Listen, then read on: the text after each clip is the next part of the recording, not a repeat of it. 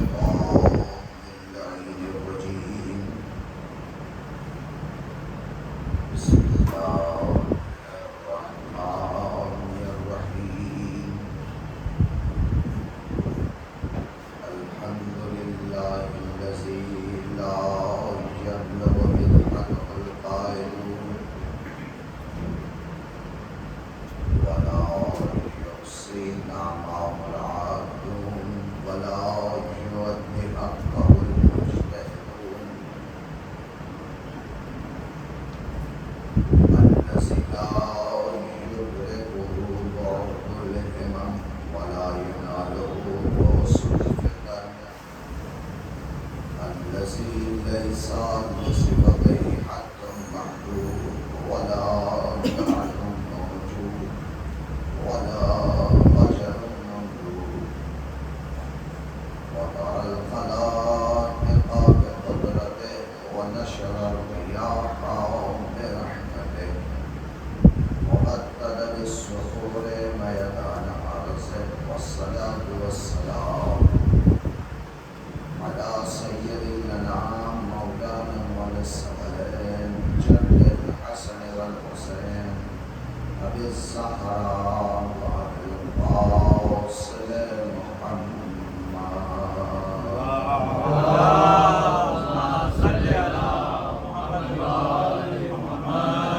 اللهم صل وسلم على سيد المدبر والإمام المظفر والشجاع المزنفر أبي شبير وشبر قاسم طوبى وسفر الأنزع الكبير الأشرف المكين الأشجع المتين الناصر المعين أزهد الزاهدين زين العابدين مولى الموحدين إمام المتقين يا صنم المسلمين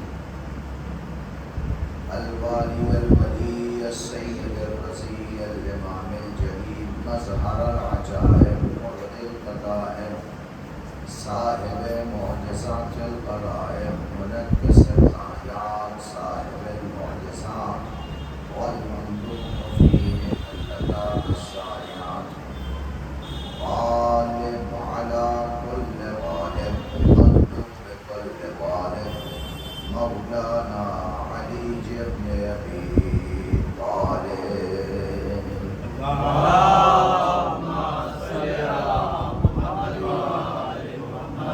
وعلى آله وأصحابه وأولاده وأعوانه وأنصاره ولعنة الله على أعدائهم ومنكري فضائلهم ومصائبهم وبلادتهم أجمعين من الآن إلى قيام يوم الدين. أما بعد فقد قال مولانا أبو عبد الله الحسين عليه السلام إني لا أعلم أصحابا أولى ولا خيرا من أصحابي. صلى مل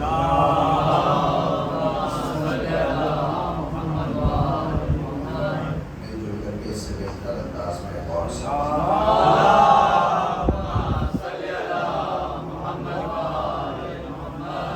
برادران ایمانی اور معزز و مکرم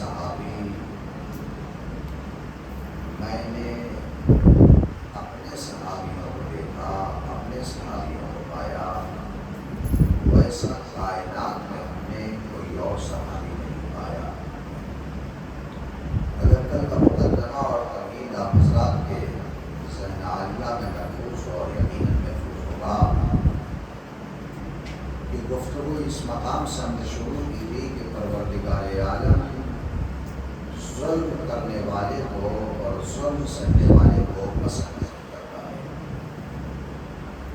اور رب کائنات نے اپنے بندوں پر کبھی کسی طریقے کا کوئی ظلم نہیں کیا۔ اگر وہ پروردگار اپنے کسی بندے کو جنت میں بھیج رہا ہے اور کسی گنہگار کو وہ جہنم کے حوالے کر رہا ہے تو یقیناً اس میں بھی اس کا عدل ہے۔ ایسا نہیں ہو سکتا ہے کہ ایک استاد جو اس کو اسٹوڈنٹ نے، طالب علم نے ایگزام دیا اور جو نمبر، جو مارکس پہلا طالب علم لے کر کے آئے، وہی نمبر، وہی پوزیشن دوسرے کو لے گئے، جبکہ اس صورت میں کہ پہلا طالب علم، پہلا اسٹوڈنٹ پڑھنے میں اچھا ہے اور امتحان اور ایگزام جب دینے گیا تو مکمل تیاری اور آمادگی کے ساتھ گیا۔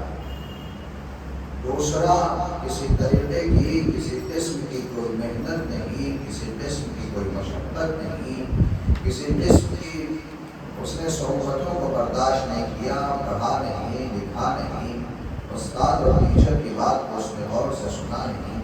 جب ایگزام کے بعد رزلٹ آؤٹ ہوا تو وہ جو پڑھنے والا تھا یقیناً اس کی پوزیشن اور ہوگی، اور جو نہیں پڑھنے والا تھا اس کا نمبر یقیناً کچھ اور آئے گا۔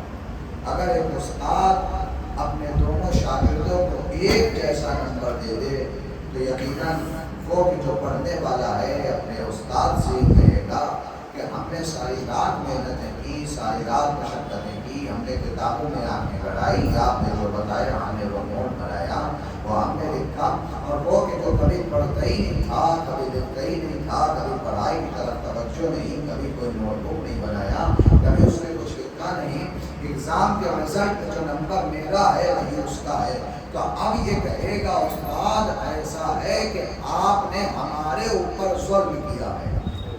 اور غور کیجیے گا، آپ نے ہمارے اوپر ظلم کیا، کیوں تمہارے اوپر ظلم کیا؟ اس لیے کہ جو مجھے پوزیشن ملی وہی اس کی دی آئی، تو ظلم اس مقام پر یہ ہے کہ دونوں کو ایک جیسا قرار دیا جائے، ظلم یہ ہے کہ دونوں کو ایک برابر قرار دیا جائے، تو ظلم ہو گیا کہ اگر دونوں کو ایک جیسی پوزیشن دے دے، ایک جیسا نمبر دے دے تو ظلم ہو جائے گا۔ تو یہ پھر کیسے ممکن ہے کہ خالق کائنات نیک عمل کرنے والوں کو بھی جنت دے دے، برا عمل کرنے والوں کو بھی جنت دے دے؟ یہ سلوات پڑھیں گے محمد والے محمد۔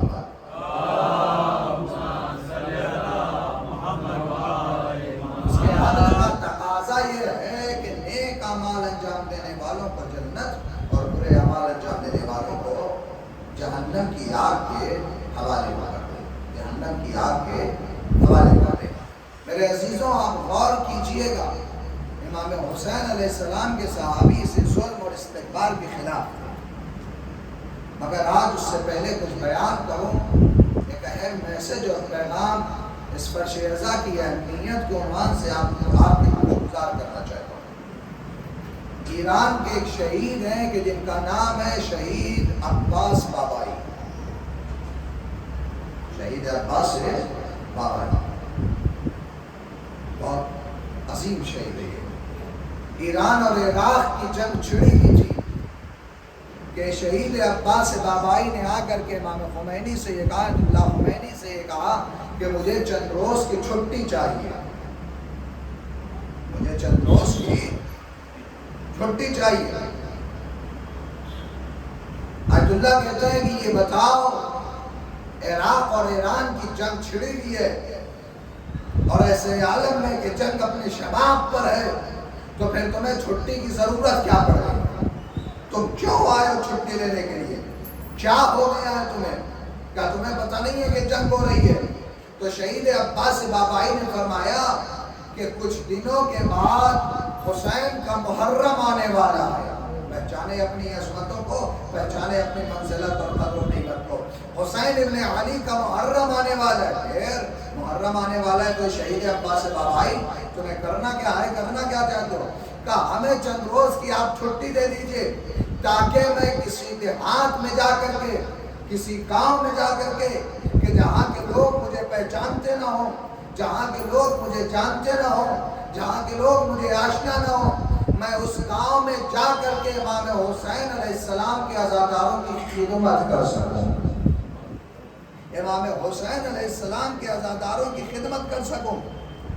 کہتے ہیں کہ میں جاؤں وہاں پر تاکہ امام حسین علیہ السلام کے عزادار جب مجلسوں کے لیے آئیں تو میں ان کے لیے فرش بچھاؤں۔ امام حسین علیہ السلام کے عزادار جب آئیں تو ان عزاداروں کی جوتیوں کو میں سیدھا کروں۔ کون ہے؟ شہید عباس بابائی ہے، کہ جو آ کر کے کہتے ہیں آیت اللہ خمینی سے کہ میں ان کی جوتیوں کو سیدھا کروں، جب دسترخوان لگایا جائے تو میں ان کے لیے کھانا لگاؤں، جب کھانا کھا لے تو ان کے کھائے ہوئے جھوٹے برتنوں کو میں دھلوں۔ المختصر یہ کہ مجھے چھٹی دے دیجئے چند روز کی تاکہ میں آقا حسین کے عزاداروں کی خدمت کر سکوں۔ تو آیت اللہ خمینی نے یہ جملہ ارشاد فرمایا، یہ بابائی تمہیں ایک شرط پر چھٹی ملے گی، بڑی توجہ ہے میرے عزیزوں، یہ بابائی تمہیں ایک شرط پر چھٹی ملے گی۔ کہ یہ کیا شرط ہے؟ ہمیں ساری شرطیں منظور ہے۔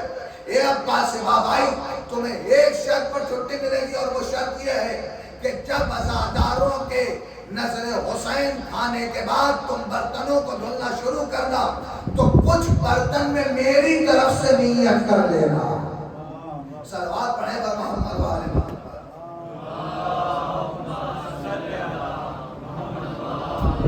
اس سے بہتر انداز میں ایک صلوات ارشاد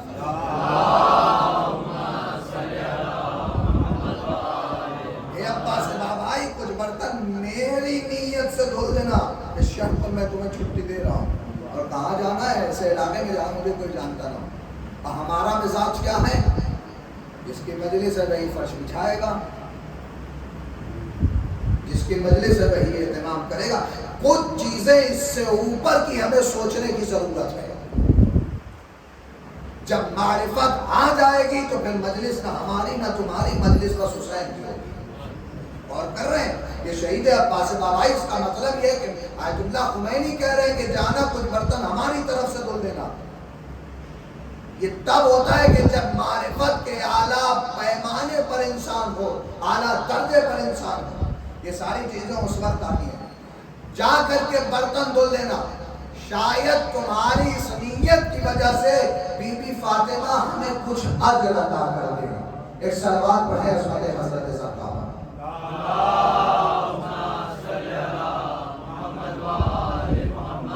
یہ وہ شخصیت ہے کہ جنہوں نے کرب و بلا سے درس حاصل کیا اور ظلم و استبداد کے آگے کھڑے رہے، ظلم و استکبار کے آگے کھڑے رہے۔ رضا شاہ پہلوی کو ایران سے بھاگنے پر مجبور کر دیا انہوں نے، اسلامی حکومت قائم کی ہے۔ اس کے بعد جب رضا شاہ پہلوی کو بھگایا، کیوں؟ ظلم کے آگے نہیں جھکے، سختیاں صحیح تبعید ہوئے لیکن ظلم کے آگے انہوں نے اپنا سر نہیں جھکایا۔ اور پھر اس کے بعد فرماتے ہیں یاد رکھنا یہ جو اسلام زندہ ہے اس کو کسی اور چیز نے نہیں زندہ رکھا، یہ محرم اور سفر ہے کہ جس نے اسلام کو حیات عطا کی ہے، اسلام کو باقی رکھا یہ محرم اور سفر ہے۔ تو لہذا اس کو پہچانے۔ اور بات آ گئی ہے تو میں ایک جملہ کہوں، یہ میرے عزیزوں اتنا یاد رکھنا، اپنے ذہن میں اس بات کو بٹھا لینا کہ ماہ اذا ہے، ماہ سفر ہے، ماہ محرم ہے کہ جس نے اسلام کو زندہ رکھا ہے۔ اور یہ بات ہمیں اپنے ذہنوں میں بٹھا لینی چاہیے کہ محرم اور سفر لباس کی تبدیلی کا مہینہ نہیں ہے، کردار کی تبدیلی کا مہینہ ہے۔ صلوات بر محمد و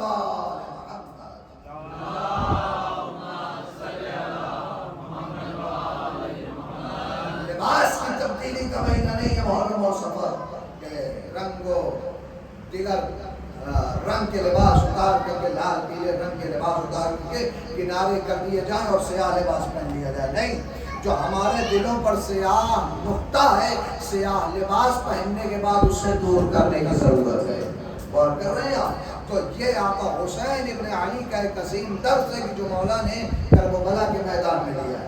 تو لذا اپنا کردار بدلنے کی ضرورت ہے، اپنے آپ میں چینجز لانے کی ضرورت ہے، اپنے آپ کو چینج کرنے کی ضرورت ہے۔ اور ہمیں یہ غور کرنے کی ضرورت ہے 2 مہینے 8 دن کے بعد اور بالخصوص نشرے کے بعد ہم اپنی گریبان میں جھانک کر کے دیکھیں کہ جب محرم کا چاند نکلا تھا تب ہم کیسے تھے، اور جب یہ محرم اور سفر ختم ہوا، ربیع الاول ختم ہو گئی، 8 تاریخ ختم ہو گئی، اور بالخصوص یہ اشرا 11ویں محرم کا سورج جب نکلے تو ایک مرتبہ اپنے گریبان میں ہم جھانک کر کے دیکھیں کہ ہم محرم سے پہلے والے ہیں یا محرم کے بعد والے ہیں۔ اور کیجئے گا میں کیا کہہ رہا ہوں، ہم محرم سے پہلے والے ہیں یا محرم کے بعد والے ہیں۔ اگر محرم آنے کے بعد بھی ہمارے اندر کوئی تبدیلی نہ آئے، اگر محرم اور سفر گزر جانے کے بعد بھی ہمارے اندر کوئی چینجز نہ آئے، تو بھائی اتنا سمجھ لیجئے گا عادتاً مجلس حسین میں آئے ہیں، عبادتاً نہیں آئے ہیں۔ صلوات محمد و آل محمد۔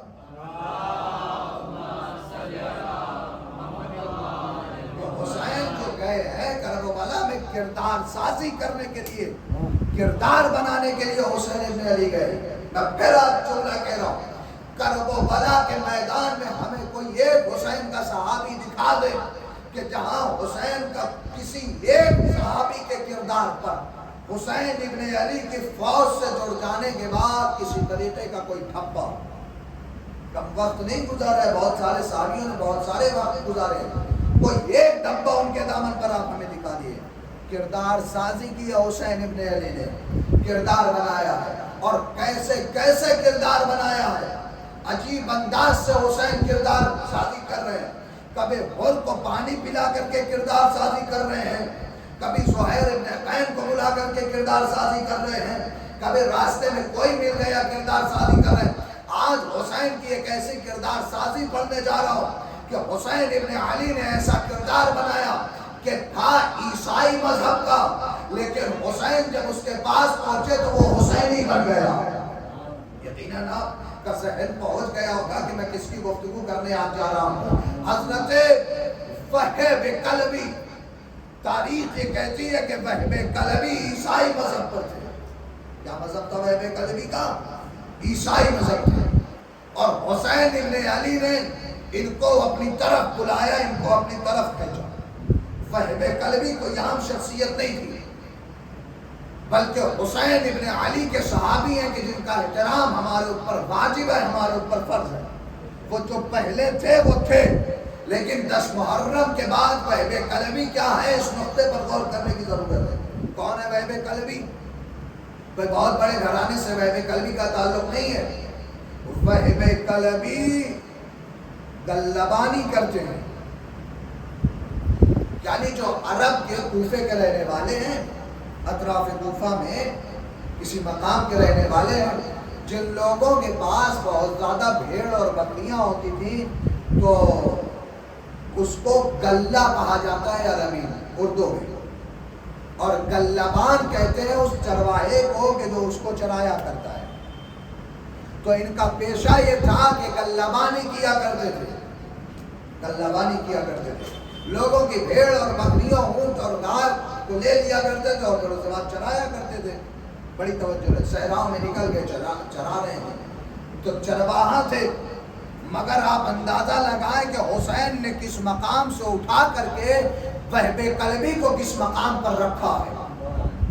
اور کر رہے ہیں، میں بار بار یہ جملہ کہہ رہا ہوں کہ کربلا کے میدان میں جتنے افراد آئے تھے، حسین کی نگاہ امامت نے ان کا انتخاب کیا تھا۔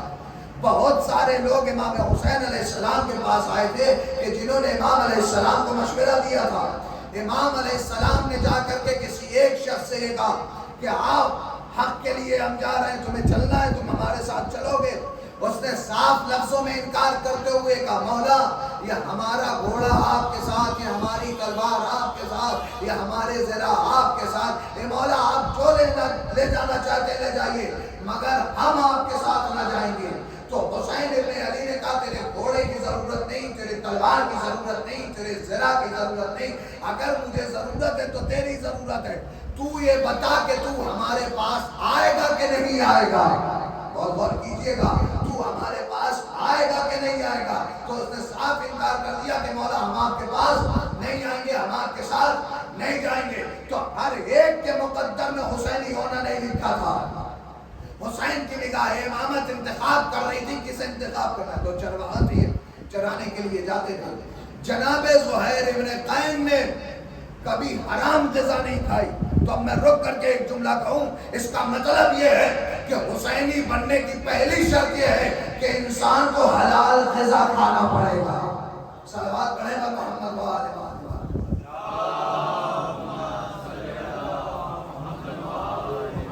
جس حساب سے لوگ ہیں اس حساب سے صلوات نہیں ہے۔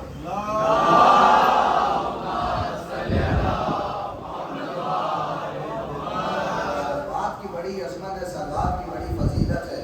معصوم فرماتے ہیں، غالباً پیغمبر اکرم کا یہ قول ہے، پیغمبر فرماتے ہیں صلوات بآواز بلند پڑھا کرو، اس لیے کہ صلوات پڑھنے سے دلوں سے نفاق دور ہو جاتا ہے۔ مل جل کر کے بہترین صلوات پڑھیں۔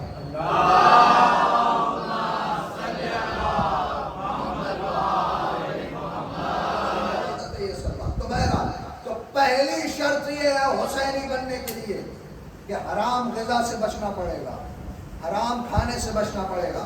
جو انسان حلال غذا نہ کھا سکے وہ حسینی نہیں بن سکتا۔ جو انسان کبھی حلال غذا اپنے حلق، حرام لقمہ جو اپنے حلق کے اندر اتار دے وہ حسینی نہیں بن سکتا۔ حسینی بننے کے لیے پہلی شرط یہ ہے کہ حلال غذا کھاؤ۔ بڑی توجہ ہے میرے عزیزوں، حلال غذا ہونا چاہیے۔ اگر کوئی سوال کرے، بہت سارے ہمارے قوم کے جوان اور نوجوان ایسے ہیں کہ جو جاتے ہیں سعودی عربیہ میں یا کسی دوسرے ممالک میں یا خود ہمارے وطن عزیز میں، تو جانے کے بعد اگر کوئی یہ کہے کہ یہ بتاؤ تم تو آل سعود پر لعنت بھیجتے ہو، مگر تمہارے قوم کا بچہ جاتا ہے اور جانے کے بعد وہاں سے کماتا ہے، پیسہ بھیجتا ہے، تمہارے گھر والوں کا رزق و روٹی چلتی ہے، گھر کا چولہا تمہارے چلتا ہے وہاں کے پیسے سے، تو یہ بتاؤ جب اتنی نفرت ہے تو وہاں کا پیسہ کیوں کھا رہے؟ تو ہم نے کہا ہمارے مولا نے یہی تو سکھایا ہے، یہودی کے باغ میں علی جیسا امام جا جا کر کے پانی دے رہا ہے۔ کاش بات آپ تک پہنچ جاتی، ذرا سا بیدار ہو کر کے سنیں، امام علی یہودی کے باغ میں جا جا کر کے پانی دے رہے ہیں۔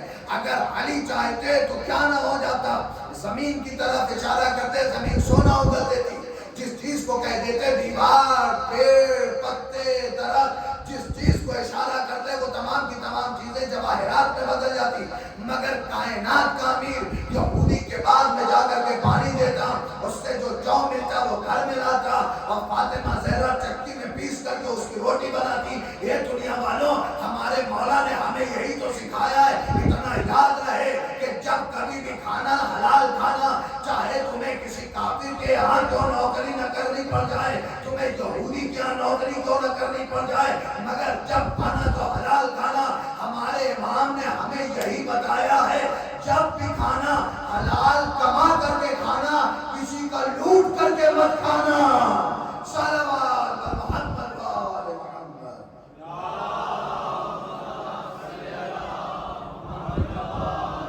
تو محب بن عبداللہ کلبی حلال غذا کھاتے تھے، طلبانی کر رہے ہیں مگر حلال غذا کھا رہے ہیں۔ ایک روز امام حسین علیہ السلام کا یہ قافلہ جب نکل گیا، ایک روز یہ وہب کلبی اور وہب کلبی کی ماں اور وہب کلبی کی زوجہ خیمہ زن ہوئے کسی ایک صحرا میں۔ وہب کلبی کی عمر بہت زیادہ نہیں ہے کہ وہب کلبی کی عمر بہت زیادہ ہو، بعض اوقات ایسا ہی ہوتا ہے، ہم لوگوں کے ذہن میں حضرت ابی، مسلم ابن اوسجہ، مسلم ابن ابی یا دیگر افراد کے تذکرے سن سن کر کے سوچتے ہیں کہ ہو سکتا ہے کربلا میں سارے بوڑھے ہی رہے، نوجوانوں کا بڑا کام ہے کربلا میں۔ وہب کلبی کے عمر ہے 25 برس، محض 25 برس، صرف 25 سال کے ہیں وہب کلبی۔ اور جانتے ہیں آپ ان کی شادی کو کتنے دن ہوئے؟ صرف اور صرف شہادت کے روز ان کی شادی کو ہوئے 17 یا 18 دن، 17 یا 18 دن۔ کیا ایسا جوان کہ جس کی شادی کو ابھی ایک ماہ مکمل نہ ہوئے ہوں اور مذہب اس کا عیسائی ہو، ایسا آقا حسین نے وہب کلبی سے جا کر کے کیا کہا اور وہب کلبی کی ماں سے کیا کہا کہ وہ لوگ راضی ہو گئے حسینی بننے کے لیے۔ بہت غور کیجیے گا، بڑے اطمینان سے یہ گفتگو سننے کے لیے ہے، اور آپ جس انتماء کے ساتھ اور جن توجہات کے ساتھ سنیں، میں آپ کی ہی توجہات کا تعلیم ہوں۔ خیمہ زن ہوئے ایک مقام پر، حسین نے خیمہ دیکھا، گئے قریب، آواز دی، کوئی ہے؟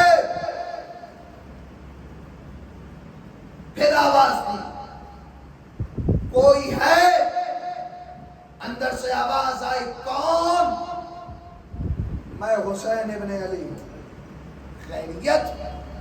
آپ یہاں اندر سے ایک ضعیفہ نکلی یہ جملہ کہتے ہوئے، ایک ضعیفہ نکلی بہت علی کی ماں نکلی یہ جملہ کہتے ہوئے۔ امام حسین علیہ السلام نے پوچھا یہ بتائیے کہ آپ یہاں خیمہ زن کیوں ہوئے، آپ نے یہاں خیمہ کیوں ڈالا، اپنا خیمہ کیوں نصب کیا؟ تو بتانا شروع کیا ہمارا بیٹا ہے جو چرواہا ہے، لوگوں کے بھیڑ اور بکریوں کو لے کر کے آتا ہے اور اسے چراتا ہے، ہمارے رزق و روزی کا یہی ذریعہ ہے، ہمارے کسب معاش کا یہی سبب ہے اور یہی ذریعہ ہے ہمارا۔ کون ہے آپ؟ میں اس جوان کی ماں ہوں۔ مذہب کیا ہے آپ کا؟ چہرہ دیکھ کر کے کہنے لگی میں عیسیٰ علیہ نبینا کے مذہب پر ہوں اور میں عیسائی ہوں۔ بہت غور سے سنیے گا، میں عیسائی ہوں۔ اچھا عیسائی ہیں آپ، یہ بتائیے کہ اس مقام پر رہنے کے جہاں آپ نے خیمہ نصب کیا ہے، جہاں آپ خیمہ زن ہوئی ہیں، یہ بتائیے یہاں کوئی مشکل، کوئی دقت، کوئی پریشانی؟ کیا حسین کا تعلق تھا وہب قلبی سے؟ کیا حسین کے ہم مذہب تھے؟ کیا حسین ابن علی کے چاہنے والے تھے؟ کیا حسین کو اپنا امام جانتے تھے؟ نہیں، وہ تو پیغمبر اکرم کو بھی نبی نہیں مانتے تھے، جناب عیسیٰ پر جا کر کے رک گئے تھے۔ امام حسین علیہ السلام نے کیا پوچھا؟ یہ بتائیے کوئی دقت، کوئی پریشانی؟ کہا ہاں، اس صحرا میں ہم آتے ہیں تو ہم کو ایک دقت ہے، ایک پریشانی، اور وہ پریشانی پانی کی ہے۔ غور کیجئے گا، وہ پریشانی ہمیں پانی کی ہے۔ آپ کو میں نے تیسری محرم کو یہ سنایا تھا اور گوش گزار کیا تھا کہ حر کا قافلہ آیا تو پیاسا تھا، حسین نے پانی پلایا۔ وہب قلبی کی ماں نے بھی پانی کی شکایت کی۔ اللہ جانے حسین کے اس قافلے کو کہ جو مکے سے لے کر کے نکلے عراق جانے کے لیے، پانی کا کتنا رول ہے، پانی کا کتنا کردار ہے۔ اگر آپ بیدار ہیں تو میں ایک ترجمہ، ایک جملہ آپ کے حوالے کروں اور ایک مفہوم آپ تک پہنچانے کی کوشش کروں۔ پانی کا کتنا رول ہے۔ کرب و بلا کے میدان میں دو گروہ آئے، ایک گروہ وہ کہ جو پانی پی رہا تھا، دوسرا گروہ وہ کہ جو پیاسا تھا۔ مگر تاریخ کربلا میں یہی تو معجزہ ہوا، جو پانی پی رہا تھا وہ مر گیا، جو پیاسا تھا وہ آج تک زندہ ہے۔ صلوات پڑھیں بر محمد وآل محمد۔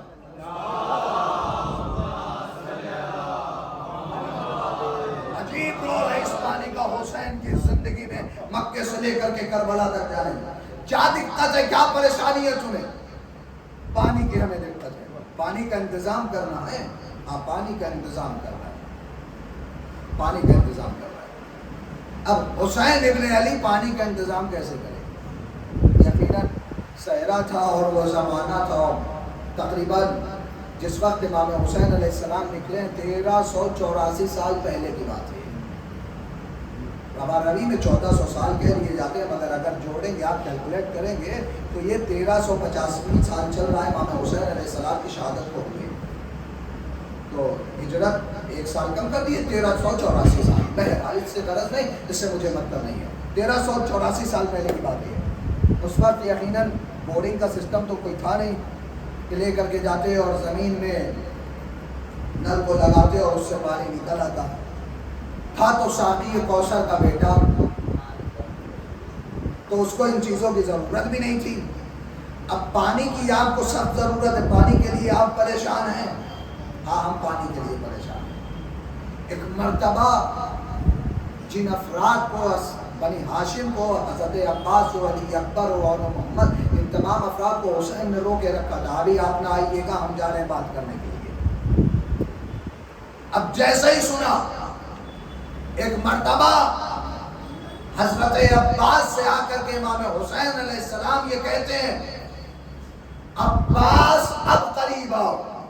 ابھی تک رو کے رکھا تھا، مگر اب کہا عباس اب قریب آؤ۔ اور پھر ساتھ میں ایک جملہ اور ارشاد فرمایا، علی اکبر تم ساتھ میں نیزہ بھی لے کر کے آنا۔ کیا حضرت عباس سے اگر امام حسین کہہ دیتے کہ عباس آنا، نیزہ بھی لے کر کے آنا، تو عباس منع کر دیتے، مگر نہیں، چونکہ حضرت عباس ہیں بڑے اور امام حسین کے بھائی، تو لذا جناب علی اکبر کے چچا اب احترام یا حسین ابن علی وہب کلبی کو سکھانا شروع کر رہے ہیں۔ یہ کردار سازی یہیں سے شروع ہو رہی ہے۔ عباس تم آؤ خالی ہاتھ، چونکہ علی اکبر آپ سے چھوٹے ہیں لذا اکبر ساتھ میں نیزہ لے کر کے آئے۔ یہ ادب سکھایا ہے حسین ابن علی نے صحرا میں۔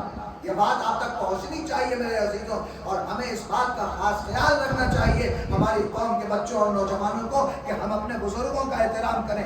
عباس آؤ اور علی اکبر ساتھ میں تم نیزہ لے کر کے آؤ۔ عباس کو علی اکبر قریب آئے، میرے لال اکبر اب تم یہ نیزہ حضرت عباس کو دے دو، اپنے چچا کو دے دو۔ حضرت عباس نے نیزہ لیا، جی میرے مولا ارشاد فرمائیے، اے عباس دیکھ رہے ہو وہ پتھر پڑا ہوا ہے، میرے مولا کیا کرنا اس کا؟ عباس جاؤ اور جانے کے بعد پشت پتھر پر نیزہ لگاؤ اور اس پتھر کو پلٹ ڈالو۔ اب روایتیں کہتی ہیں ادھر عباس نے پلٹا، ادھر چشمہ ٹوٹ پڑا۔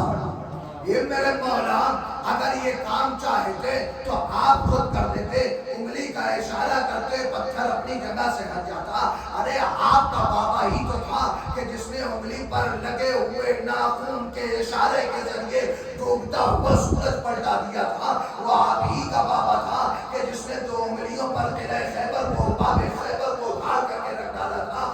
آپ اگر چاہتے اشارہ کر دیتے وہ پتھر اپنی جگہ سے ہٹ جاتا تو شاید میرے مولا کی آواز آئے۔ یاد رکھو ہم سبقائی کا عہدہ عباس کو کربلا میں ہی نہیں کربلا سے پہلے دینا چاہتے ہیں۔ صلوات محمد وآل محمد۔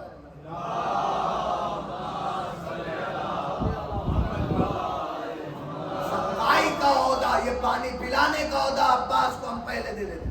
اب جیسے ہی وہب کلبی کی ماں نے یہ منظر دیکھا، وہب کلبی کی ماں نے یہ منظر دیکھا، اب سر سے لے کر کے پاؤں تک حسین کے چہرے کو دیکھا، حسین کے وجود کو دیکھا، اور جب دیکھا تو دیکھ کر کے یہ پوچھتی ہے، آپ نے تو ہم سے سب پوچھ لیا، اپنے بارے میں کچھ بتایا ہی نہیں، یہ بتائیے کہ آپ کون ہیں اور کہاں جا رہے ہیں؟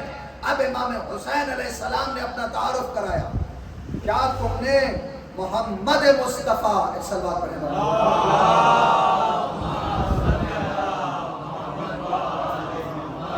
نام سنا ہے؟ ہاں ہم نے نام سنا ہے۔ وہ آپ کے کون لگتے ہیں؟ وہ میرے نانا ہے، میں ان کا نواسا ہوں، حسین ابن علی۔ ایسا ہے کہ ہم اسلام بچانے کی خاطر، اسلام کی بقا کی خاطر ہم نے مدینہ چھوڑ دیا اور میرے عراق کی طرف جاتے ہیں، اگر تم چاہو تو تم ہمارے ساتھ آ سکتی ہو، کیا تمہیں یہ بات قبول ہے؟ تمہیں یہ منظور ہے؟ اب جس نے پانی ابلتے ہوئے دیکھا، پتھر کو پلٹتے ہوئے دیکھا، وہ تو سمجھ گئی یہ کوئی عوام میں سے نہیں، یقیناً امام میں سے ہے۔ اب بلایا وہب کلبی کو، وہب کلبی اے میرے بیٹا ذرا قریب آنا۔ وہب کلبی آئے، جی اماں وہ دیکھ رہے ہو پانی کا چشمہ ابل رہا ہے؟ اماں پانی کا چشمہ ابل رہا ہے، آج سے پہلے تو ہم نے یہاں کبھی نہ دیکھا، یہ پانی کیسے نکلا؟ کہا یہ فخر عیسیٰ ہے کہ جس کے بھائی نے نیزے کی یعنی سے پتھر کو پلٹا اور پانی ابل پڑا۔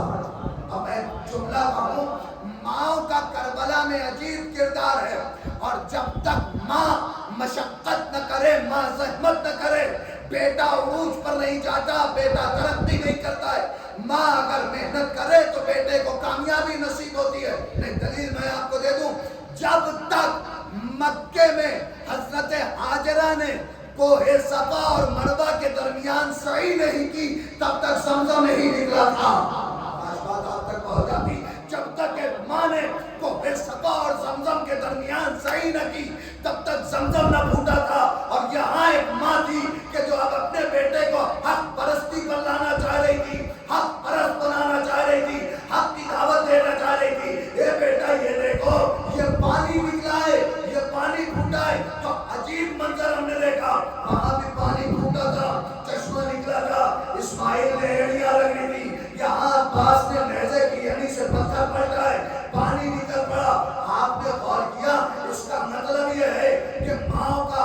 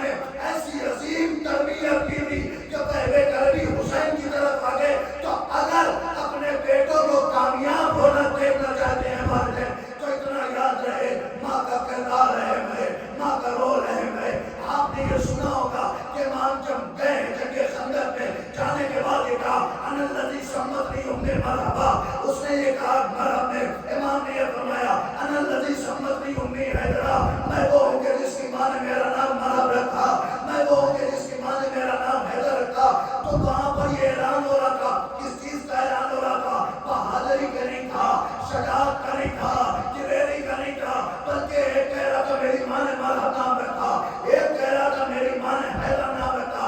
ارے جنگ خندق میں مرحب اور علی کے درمیان جنگ نہ تھی، بلکہ دو ماں کے کردار کے درمیان جنگ تھی۔ صلوات محمد علیہ۔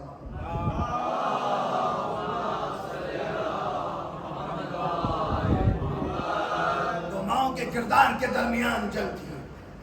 وہ چلو اچھا ماں ہے تو ہو سکتا ہے کہ بیٹا مان جائے، مگر ابھی جو 17 دن پہلے وہب کلبی کی شریک حیات بنی ہے، اس کو سمجھانا کتنا مشکل رہا ہوگا۔ ہم تو جا رہے ہیں مگر تم کو بھی ساتھ میں چلنا ہے۔ ماں نے تو سمجھایا ہوگا نا بیٹے کو، کچھ تو کہا ہوگا نا ماں نے۔ وہب کلبی نے اپنی زوجہ سے کیا کہا ہوگا، اور کیسی زوجہ تھی کہ جو اپنے شوہر کی مطیع اور فرما بردار تھی۔ اور ایسا تو نہیں ہے کہ امام حسین علیہ السلام نے بار بار کہا، امام حسین علیہ السلام نے کچھ چھپایا ہو، کچھ ڈھکا ہو کہ ہم مارے نہیں جائیں گے، ہم قتل نہیں کیے جائیں گے، سب کھول کر کے بتا دیا ہوگا یقیناً، مگر نہیں۔ وہب کلبی اب حسین کے ساتھ ہو گئے۔ عیسائی مذہب کا عجیب بات ہے، عیسائی اگر حسین کو پہچان لے تو مومن بن جاتا ہے، مگر یہ کیسا مسلمان ہے کہ جو حسین کو پہچان کر کے اسلام نہیں بھی اپنا پا رہا۔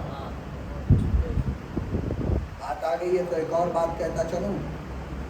کوفے میں مسلم بہت تھے مگر مسلمان تنہا مسلم تھے۔ مسلم بہت تھے مگر مسلمان تنہا مسلم تھے۔ تو اب یہ افراد کے جنہوں نے اسلام قبول کیا، اب یہ حسین کے ساتھ ساتھ، حسین کے ساتھ ساتھ کربلا میں پہنچے۔ روز عاشور کا سورج طلوع ہوا، ایک ایک صحابی کر کے جاتا جنگ کرتا۔ دیکھیں ماں کا کس قدر کردار اہم ہوتا ہے بیٹے کی تربیت میں۔ وہب کلبی نے اجازت مانگی، المختصر یہ کہ وہب کلبی کو حسین نے اجازت دی۔ ایک ضعیف ماں در خیمہ سے اپنے بیٹے کے جوش اور جذبے کو بڑھا رہی تھی۔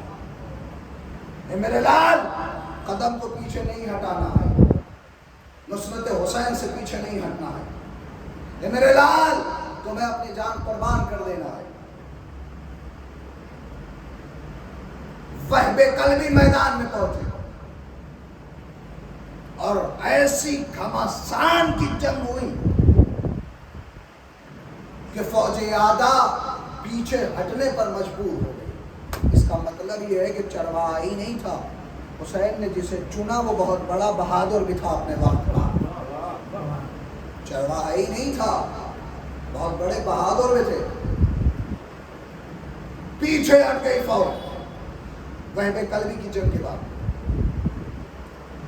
کسی نے وہب کلبی پر دھوکے سے حملہ کیا اور پھر اس کے بعد وہب کلبی کے سر و تن میں جدائی کر دی۔ مسائل ابھی نہیں پڑھ رہا ہوں، ماں کا کردار پڑھ رہا ہوں کہ کتنا اہم ہوتا ہے کہ ماں کا کردار اپنے بیٹے کی زندگی اور اپنے بیٹے کی تربیت میں۔ وہب کلبی کا سر تن سے جدا کیا گیا اور وہب کلبی کے سر کو گھمایا گیا باقاعدہ، اور اتنا گھمایا گیا کہ اس میں اتنا فورس پیدا ہو سکے، اتنی طاقت پیدا ہو سکے کہ جہاں اسے بھیجنا ہے وہ سر وہاں چلا جائے۔ سر گھمایا گیا ہے اور پوری طاقت کے ساتھ وہب کلبی کے سر کو پھینکا گیا ہے۔ وہب کلبی کا سر آ کر کے مادر وہب کلبی کے پاؤں میں پڑا۔ اور کیجئے گا ماں کا کردار کتنا اہم ہوتا ہے۔ ہماری ماں اگر ہوتی اور ایسا منظر ہوتا تو یقیناً سر کو اٹھاتی اور پیار کرتی، پوسے لیتی، یہ میرے لال بے دردی سے مارا گیا، یہ میرے لال بڑی اذیتوں کے ساتھ قتل کیا گیا، مگر نہیں، یہ جو کربلا کی مائیں، کربلا میں جو مائیں آئی تھیں، ان کی نگاہ میں بس حسین ہی حسین تھے۔ تو اب ہونا تو چاہیے تھا کہ مامتا بھڑا اٹھے اور وہب قلبی کو وہب قلبی کی ماں پیار کرنا شروع کر دے، مگر نہیں، تاریخ اس مقام پر آ کر کے کہتی ہے جتنی تیزی کے ساتھ وہب قلبی کا سر مادر وہب قلبی کے پاس آیا تھا، اب وہب قلبی کی ماں نے اپنے اسی بیٹے کا سر اٹھایا اور سر اٹھا کر کے فوج آدھا کی طرف پھینک کر کے کہا جو ہم حسین کی راہ میں صدقہ دے تو اسے دوبارہ واپس نہیں لیتے۔ صلوات پڑھیں بر محمد و آل محمد۔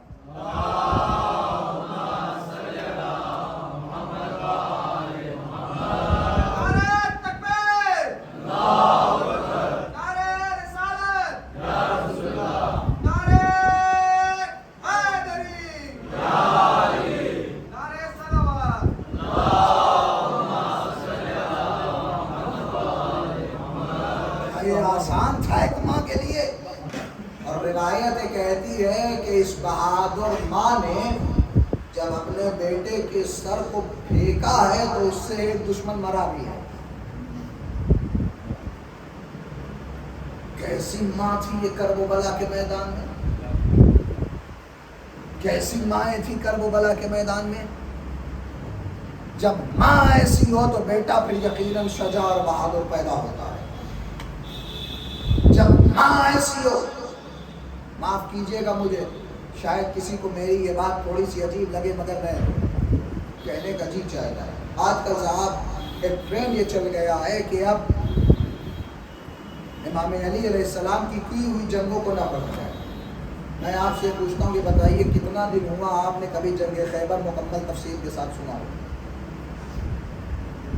کتنے دن ہو گئے آپ کو کہ جنگ خندق آپ نے سنا ہو؟ امام علی نے کتنی جنگیں کی، یہ شجاعت، یہ دلیری، یہ بہادری جو امام علیہ السلام کے پاس تھی، کتنے دن ہو گئے، کتنی مجلسوں میں آپ نے سنا ہے۔ لیکن ہمارے یہاں چونکہ ایک ٹرینڈ چل گیا ہے، تب صاحب یہ چل ہی رہا ہے، ٹھیک ہے، ارے کیا پڑھ رہے ہیں، وہی خیبر، وہی خندق۔ معاف کیجئے گا مجھے اگر کسی کو میری بات کچھ عجیب لگے، مگر میرا کہنے کا جی چاہا تو میں نے کہہ دیا۔ یہ شجاعت کے قصے اپنے بچوں کو سنانا چاہیے تاکہ قوم کے بچوں میں بزدلی نہیں، بہادری پیدا ہو سکے۔ اسے اجتناب نہیں کرنا چاہیے، فضائل اہل بیت علیہ السلام کے انہیں بیان کرنا چاہیے، حد المقتور انہیں بیان کرنا چاہیے، جتنا ہو سکے انہیں پہنچایا جانا چاہیے۔ یہ کربلا میں بار بار کہہ رہا ہوں، کربلا میں حسین کا کوئی صحابی بزدل نہیں تھا، اس لیے دوہرا رہا ہوں یہ جملہ کہ کربلا میں حسین کا ہر ایک صحابی شجاع اور بہادر تھا، تاکہ جب تمہارے وقت کا حسین ظہور کر کے آئے تو تمہارے اندر اتنی شجاعت ہونی چاہیے کہ اپنے وقت کے امام کی مدد کر سکو۔ یہ شجاعت اور دلیری کے قصے ہوئی نہیں سنائے جا رہے۔ اچھا بہرا تو کیسی مائیں تھیں کرب و بلا کے میدان میں جنہوں نے اپنے بچوں کو شجاعت کھول کر کے ان کی رگوں میں اتار دیا، کھول کر کے ان کی رگوں میں اتارا۔ کوئی صحابی کبھی کسی نے قدم کو پیچھے نہیں ہٹایا۔ بس 2 منٹ میں ایک اور صحابی کا آپ نام سن لیں اور گفتگو یہیں سے سمیٹ دیتا ہوں۔ ایک صحابی ہے امام حسین کے کہ جن کا نام ہے نافع بن ہلال۔ کل کی گفتگو اگر آپ کے ذہن میں ہو تو حضرت جون کا تذکرہ کرتے ہوئے میں نے کہا تھا جون وہ شخصیت ہے کہ جو خود سے اسلحے بناتے ہیں اور امام حسین کے اصحاب باوفا نے ان اسلحے کو استعمال کیا ہے۔ حضرت نافع بن ہلال جب تیر چلاتے تھے تو اس تیر پر وہ اپنا نام تحریر کرتے تھے، نام کندہ کرتے تھے، اور انہوں نے جو تیر مارے ہیں اس پر باقاعدہ اپنا نام لکھا ہے تاکہ دشمن کو یہ پتا چل جائے کہ یہ جو تیر آیا ہے ادھر سے آیا ہے، دھوکے سے نہیں لگا ہے۔ غور کیجیے گا، نافع بن ہلال یہ جب میدان میں پہنچے ہیں تو میدان میں پہنچنے کے بعد انہوں نے اپنا تعارف کرایا، پہچانو میں نافع جملی ہوں، یہ لوگوں مجھے جانو میں کون ہوں، میں نافع بن ہلال ہوں۔ اور پھر اس کے بعد نافع بن ہلال نے اپنا دین بتایا، اپنا مذہب بتایا کہ ہم کس کے پیروکار ہیں۔ فرماتے ہیں دینی علی دین حسین ابن علی، دنیا والوں، اے فوج آدھا، تم مجھ سے میرا دین پوچھنا چاہتے ہو تو سنو، میرا دین وہی دین ہے جو حسین ابن علی کا دین ہے، دین محمدی کا نہیں، دین عالمی کا نہیں۔ حالات ایسے تھے، میں اگر یاد ہو آپ کے ذہن عالیہ میں میری بات محفوظ ہے تو میں نے کہا کہ دو گروہ بن گئے تھے، یا حسینی یا یزیدی۔ ایک طرف یزیدی مسلمان تھے، ایک طرف حسینی مومن تھے، ایک طرف یزیدی مسلمان تھے اور دوسری طرف حسینی مومن تھے۔ تو یہ تھے، پھر بتایا نافع بن ہلال نے میرا دین وہ ہے کہ جو حسین ابن علی کا دین ہے۔ حسین ابن علی کا دین کون ہے؟ نماز پڑھنے سے زیادہ ضروری نماز بچانا ہے۔ میں ایک جملہ کہوں، ادھر نماز پڑھی جا رہی تھی، ادھر نماز بچائی جا رہی تھی، ادھر مسلمان تھے، ادھر اسلام تھا۔ کسی مشہور مفکر کا یہ جملہ ہے، کہتا ہے کہ میں نے مسلمانوں کے اندر اسلام بہت کم پایا، مسلمانوں کے اندر اسلام بہت کم پایا۔ غور کر رہے ہیں آپ، لا الہ الا اللہ محمد رسول اللہ کہہ کر کے مسلمان تو ہو گئے، مگر اسلام ہمارے اندر کتنا ہے؟ ایک بار یہ خود سے پوچھنے کی ضرورت ہے۔ تو فرمایا میرا دین وہ ہے کہ جو حسین ابن علی کا دین ہے۔ کیا ہے حسین ابن علی کا دین؟ حسین ابن علی کا دین یہ ہے کہ امر بالمعروف کریں گے، نہی از منکر کریں گے، ظلم استکبار کے خلاف اٹھ کھڑے ہوں گے، چاہے جو ہو جائے، پانی بند ہو جائے، پیاسے رہیں، بھوکے رہیں، مار دیے جائیں، قتل کر دیے جائیں، شہید کر دیے جائیں، گھوڑوں پر لاشوں پر ہماری گھوڑے دوڑا دیے جائیں، خیموں کو جلا دیا جائے، سب کچھ ہو جائے، مگر حسین کا دین یہ ہے کہ اللہ کا نام باقی رہ جائے، اللہ کا نام لینا ہی نہیں ہے، اللہ کا نام باقی رہ جائے، یہ حسین کا دین ہے۔ اور اس کے لیے حسین ابن علی نے قربانیوں کو پیش کرنا شروع کیا، ایک ایک صحابی کر کے میدان قتال میں جاتا اور اپنے زور شجاعت کو دکھاتا، پہچانو ہم کون ہیں، ہم حسین کے صحابی، ہم حسین کے لشکر کے سپاہی ہیں، ایک ایک صحابی۔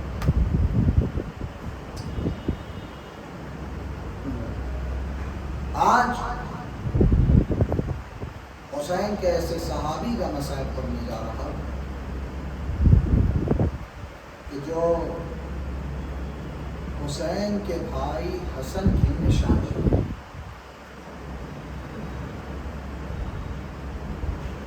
سوگواروں، عزاداروں،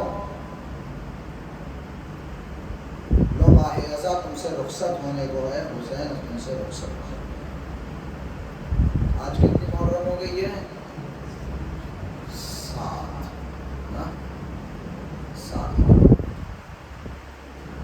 آپ جتنے یہاں آئے احساس کر لو ہونے کے لیے کافی ہے۔ آپ جتنے یہاں آ کر کے بیٹھے ہو کہ آپ میں کوئی ایسا ہے کہ جس نے پانی نہ پیا ہو،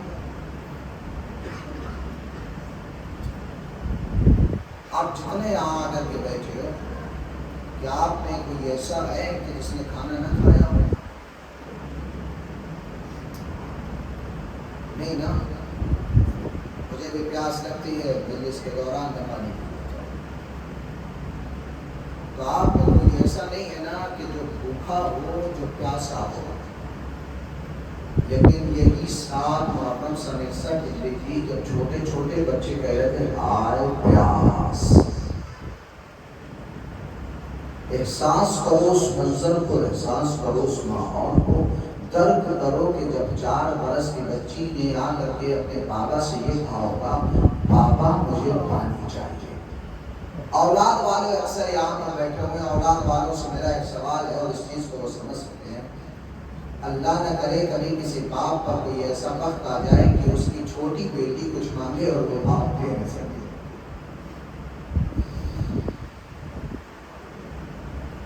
بہت ہم نے دیکھا ہے اور بہت سنا ہے کہ ایک باپ جب اپنی کسی بیٹی کو غریب باپ اس کے پاس کچھ نہ ہو اس کی حیثیت کے مطابق اپنی بیٹی کو کچھ دلانے کے لیے، تو وہ پھر کوشش یہ کرتا ہے کہ ہماری بیٹی بازار کی طرف دیکھنے نہ پائے۔ کیوں؟ اس لیے کہ میری بیٹی کچھ مانگے گی اور میں نہیں دلا پاؤں گا تو ایک باپ کھٹ کر کے مر جاتا ہے۔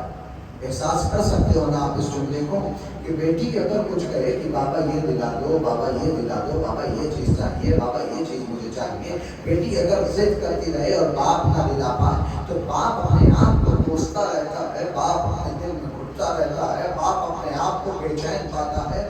مگر سوچو سکینہ کربلا میں حسین سے کچھ نہیں مانگتی ہے تو 2 قطرہ پانی مانگ رہی ہے۔ نہیں مانگا سکینہ نے کچھ اور نہیں چاہیے میرے بابا، مجھے پانی چاہیے۔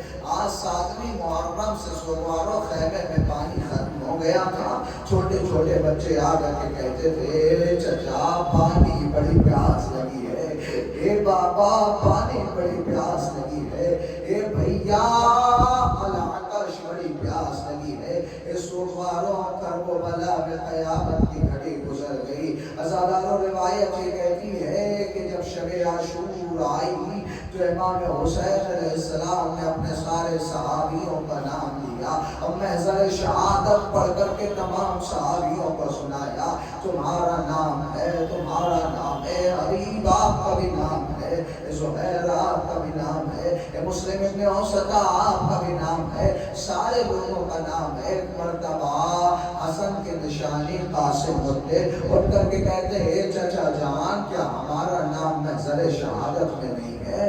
امام حسین علیہ السلام نے فرمایا کہ میرے لال قاسم، ارے محضر شہادت میں تو 6 مہینے علی اصغر کا نام ہے۔ اب سنو کہ جناب قاسم نے کیا جملہ کہا۔ جناب قاسم پلٹ کر کے کہتے ہیں یہ چچا جان کیا فوج آقا خیموں تک آ جائے گی؟ اپنی جان کی کوئی پرواہ نہیں، اپنی جان کی کوئی فکر نہیں، مگر خیموں کی پرواہ ہے، بیویوں کی چادر کی پرواہ ہے، سکینہ کو لگنے والے تماچوں کی فکر ہے۔ اے چچا جان کیا خیموں میں فوج آدھا آ جائے گی؟ نہیں نہیں میرے لال قاسم، میرا اصغر تو میرے ہاتھوں پر مارا جائے گا۔ اجرکم الزہرا، خدا آپ کو کوئی کم نہ دے سوائے غم اہل بیت کے، میرے لال قاسم ہر ایک کا نام ہے۔ ازادار روایت یہ کہتی ہے صبح عاشور کا سورج طلوع ہوا، ایک ایک صحابی کر کے میدان قتال میں گیا۔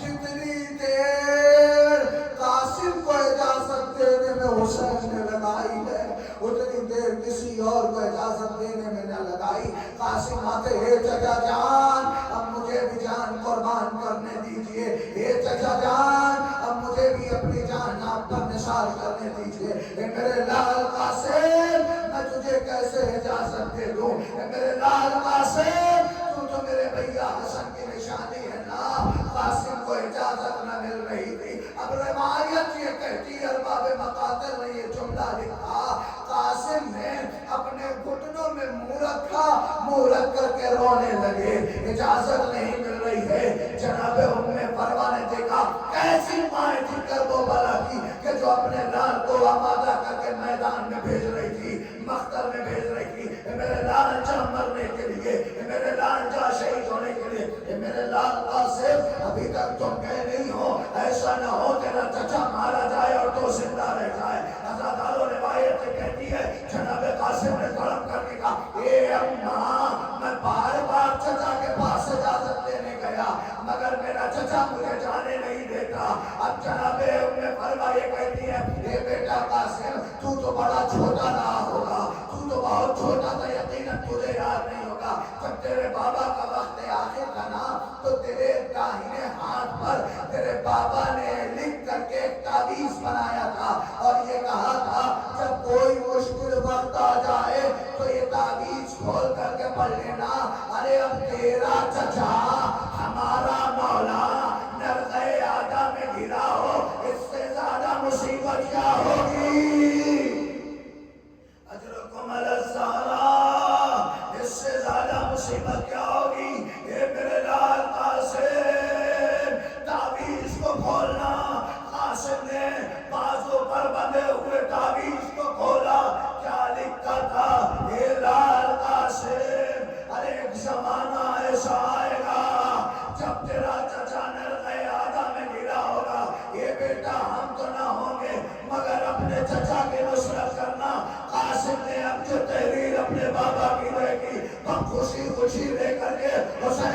خدمت میں آئے. کیا بات ہے میرے لال قاسم, بہت مسکرا رہے ہو.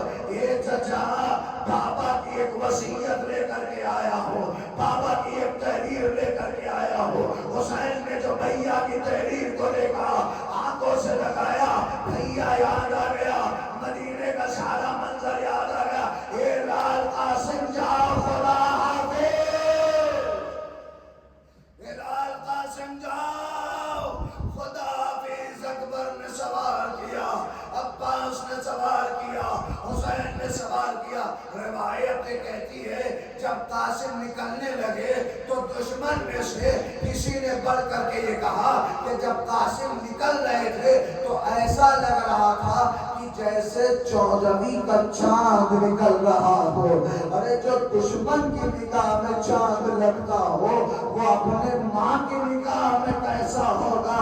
المختصر یہ کہ سوار ہوئے, اس سوگوارو قاسم نے حملہ کیا. بات کیا تھا, قاسم پر دھوکے سے حملہ کیا گیا, ایک تلوار ماری گئی, سر میں شگاف پیدا ہوا, آواز دی یا اماں ادرکنی, اے میرے چچا میری مدد کو آ. حسین ایسے قاسم کا پاس پہنچے جیسے کوئی شکاری باز ارے کسی شکار پر جھپتے. عزادارو حسین پہنچے, مگر کیا تھا, حسین کو آتے ہوئے دیکھا جب فوجوں نے, ادھر کے گھوڑے ادھر ہو گئے, ادھر کے گھوڑے ادھر. قاسم کا جسم نازنی کربلا کی زمین پر پامال ہو گیا. آواز دے کر کے کہتا تھا, اے چچا میں ادھر ہوں, اے چچا میں ادھر ہوں, اے چچا میں ادھر ہوں. ارے قاسم کے پامال لاشوں کو اب امام حسین لے کر کے چلے. اے سوگوارو, اب جو خیمے میں لے کر کے پہنچے, واہ قاسمہ, واہ حسنہ, واہ حسینہ, کہ ماتم لعنة الله على القوم الظالمين. سيعلم الذين ظلموا أي منقلب ينقلبون. إنا لله وإنا إليه راجعون. اللهم ارزقنا سعادة الحسين عليه السلام في الدنيا وشفاعته في الآخرة.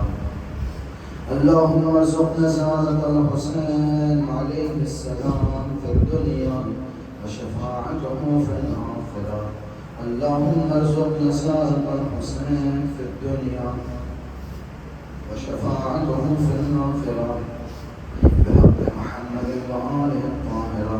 اللهم عجل لوليك الفرج, اللهم عجل لوليك الفرج, اللهم عجل لوليك الفرج بحق الحسين وأولاد الحسين وأصحاب الحسين.